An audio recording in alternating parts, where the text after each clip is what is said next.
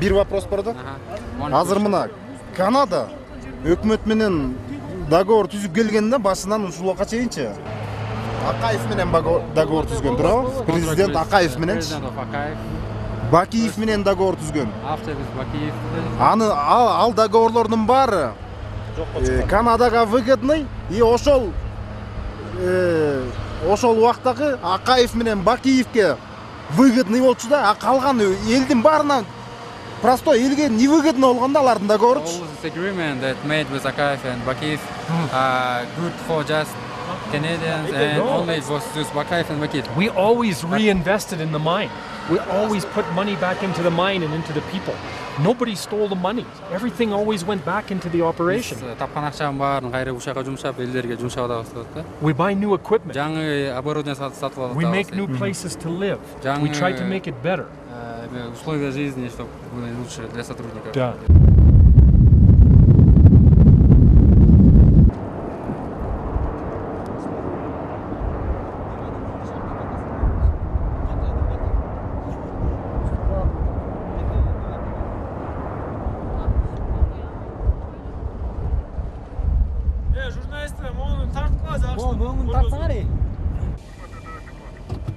Озганча тоннан төгүп атат.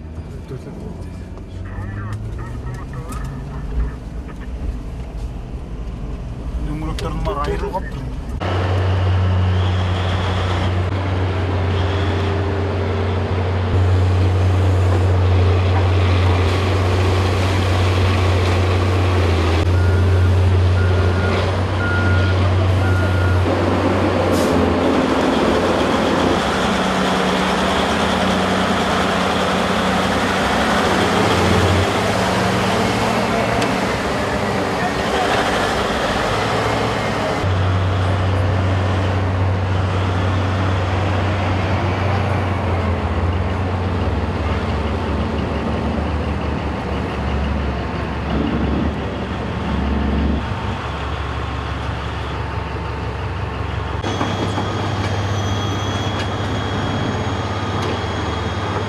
Эми мөңгүнү кайра алып барып сактайбыз деп. Кана. Эмне алып сактайт? Мына жана айтып атсыз эле тияктан мөңгүлөрдү чаптып салып аткандачы. Мөңгүлөрдү алып барып туруп бир жакка коюп, коп-коёз ошо бойдон сакталып турат депчи. Азыр карасаңар, каяк моякта кандай сакталат эми карасаңар азыр. Бүт эрип уже жок болууда, бар жагынан суу деле чыкпайт уже.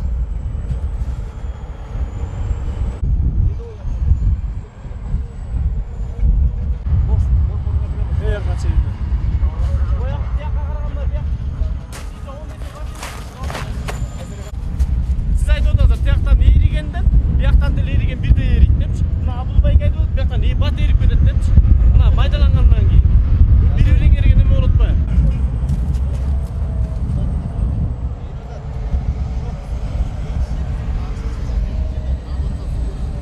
Мынакей көрдүңөр туугандар. Миң күндүктү бир күндө талкалап атышат. Могуну айтып атышат. Биз сохранить этип атабыз депчи. Муну эч кандай сохранить этпей эле. Мына өзүңүз күбө болгула, могу жерде күнүнө 50.000 тонна музду алып келип ушул жерге төгүшөт экен. 50.000 тоннанын канчасы күнүнө эрип, пункттор сусуна прямой куюп атат. Бир көк мөңгүнүн баасы канча турат? It's interesting if you see Kumtor and you consider the glaciers close to Kumtor. There's 5 glaciers close to Kumtor. Баары эле ойлотосуңар. Эми ледниктердин баары эле жакын деп Чукумторго. Of which the Davidor is one of the glaciers. Давыдов алардын бири да. There's 5 close. Yeah, he says the price of the 1 cubic meter. We affect 1.5% of the total volume of ice in those 5 glaciers. So he asked the price of 1 cubic meter of glacier. It costs us approximately $1.30 to mine. It costs us $1.30 to mine a bank 1 cubic dollar meter. 30 cent. Биздин билишибиз боюнча Канадада 20 доллардан 100 долларга чейин турат да 1 литр мөңгүнүн суусуч. Ошону мисалы үчүн талкалагандар үчүнчү. Бул биздикине окшоп. Штрафы. Damaged glaciers is for Штрафы, 1 штрафы liter. айтпайбы. It's a penalty for damage. Well, I don't know From because 20 to 100 dollars. I'm not from Canada, so I wouldn't know. What, Канадан эмесмин, аны билбейм. I don't know what Canada. I'm not from Canada. Ореки Давыдовду жана башка мөңгүлөрдү талкалаганыңар үчүн ушул первоначальный баягы канча куб объем болсо, ошонун баарын жеткизүү район бюджетине төлөйсүңөр. You will pay for all the damaged glaciers in the of the Davydiv glacier, or we will close the mine site. Look, He said. all I can say is we have permission to mine the open pit. The eastern wall of the open pit consists of the upper and lower Davydiv glaciers. They come down from the upper and lower cirques. Мен эмне деп айтарым?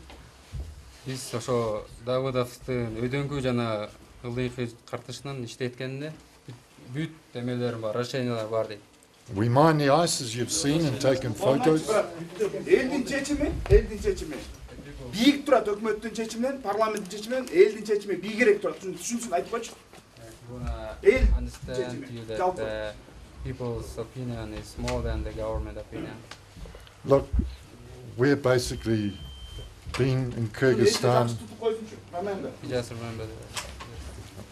Okay. Бул жерден мен боюнча айтайын. 2012 жылы Кыргыз техинспекциянын немеси бар экен, претензиясы. 5 миллиард долларга да. Именно Майкл Фишерге жөнөткөн каты бар экен. Ал боюнча мына эчтеке иш кылган жери жок. Ал Кыргыз Республикасынын суу законунда жазылып турат. 42 статьясында да. Ал жерде жайгашкан суу пайдалануучулар ал мөңгүнүн үстүнө жана сууларга чаң не то что аны талкаламактыксын, чаң жугузбаш керек экен, чаң жугузбаш. Мына ошондой жазылып турат да. Өкмөт ошон үчүн 5 миллиард долларды коюп атат да. Анан кайдагы уруксат документин алып атат. Эртең көзүнө көргөзүп ошол кагазды көргөзөбүз. Сотко прокуратурадан барбы бул жерде? Kyrgyz State Inspection gave Конкретный арызды жазып беребиз. Давай текшергиле. Эң үчүн 2012 жылдан бери ушуга чейин чара көрүлбөй жатат да. Өкмөт берип атса. Glaciers damage. So what? Our reply to the Parliamentary Commission is in the public domain. You should read it. Бул боюнча парламент комиссия кайра жооп берген дейт. We refute. Ал парламенттик комиссияда эмес, өкмөттүк комиссия чыгарган немеде турат. 2012 жылда. Сен айтсаң, парламенттик комиссиянан тиги президент, бул президент дей бербейчи. Алар элин ойлогон тиги комиссия ал президенттердин бизге эмесин кереги жок, улуксаттарычы.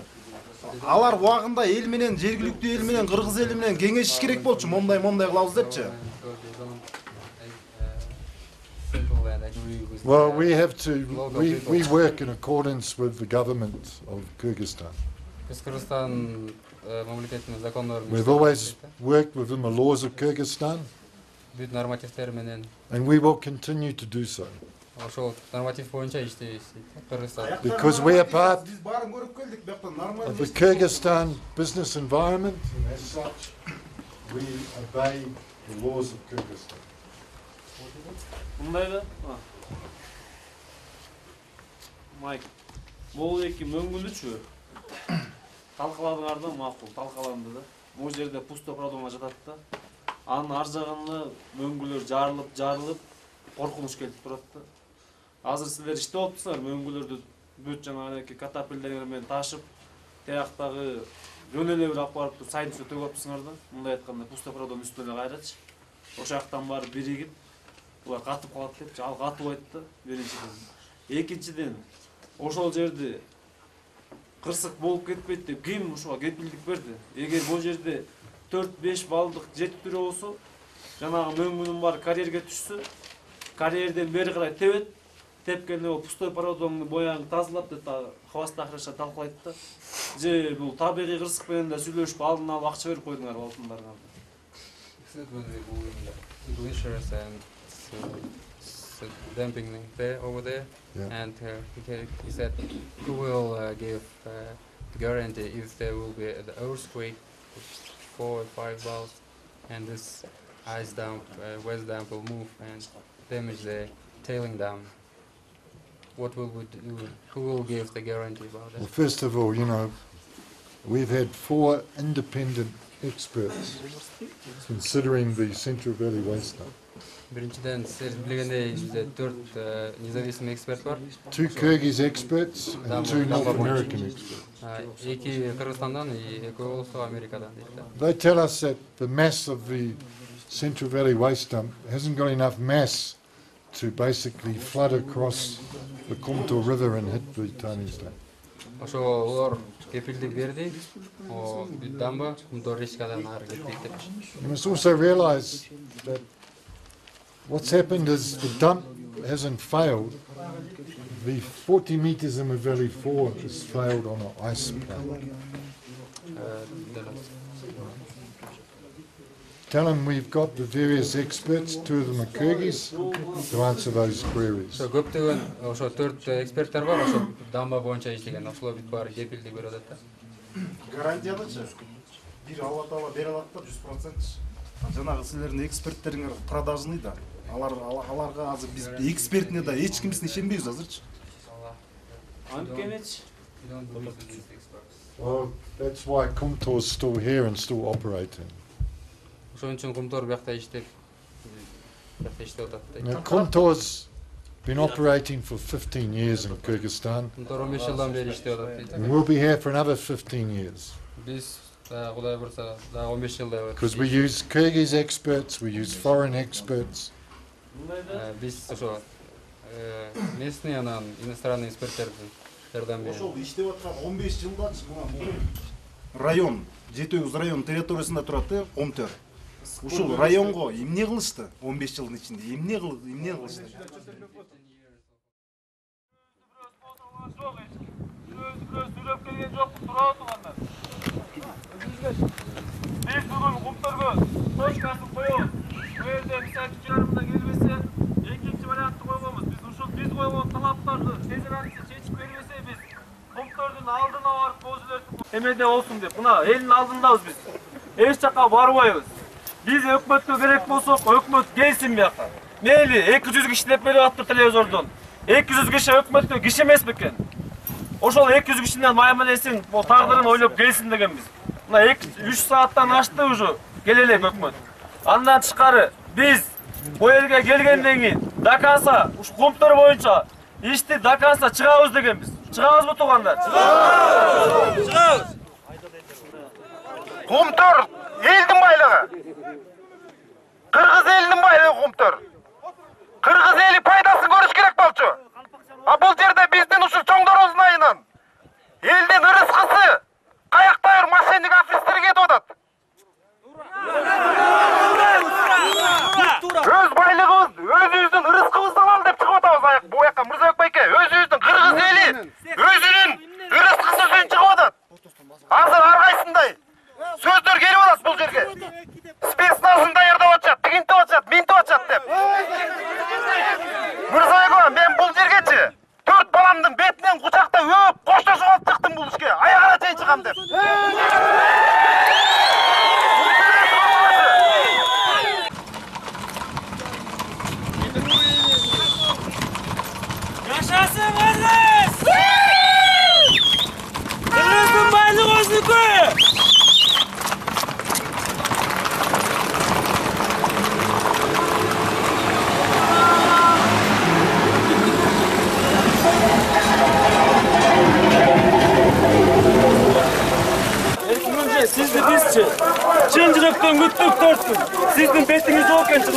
Эркүнжө. Бизди сыйлап сиз басып келген жоксуз Эркүнжө. Кимден корктуңуз Эркүнжө? Айтыңызчы.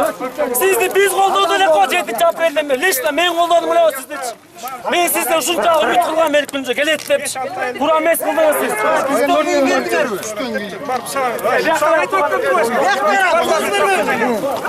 Ошондой да уну. Ай, жолдош. Чеченди карап жүрүшөт да, Батукаев чеченди карап жүрөбүр.